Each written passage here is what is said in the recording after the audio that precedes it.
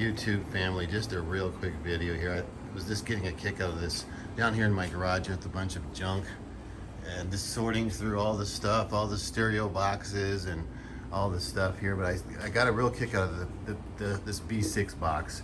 This is an Oled B6 that I bought years ago when the B6 first came out.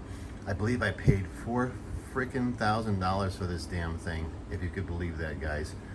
So it's an empty box still. I was going to throw the box away. If somebody's living close to me or you're in the Colorado area, let me know, because I will definitely give you the box for being on my channel.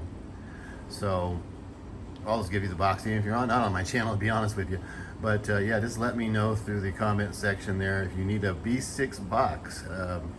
This is the good old days when they used to paint the boxes and make them all nice and shiny, and before all this environmental stuff took place now, where they just have plain boxes.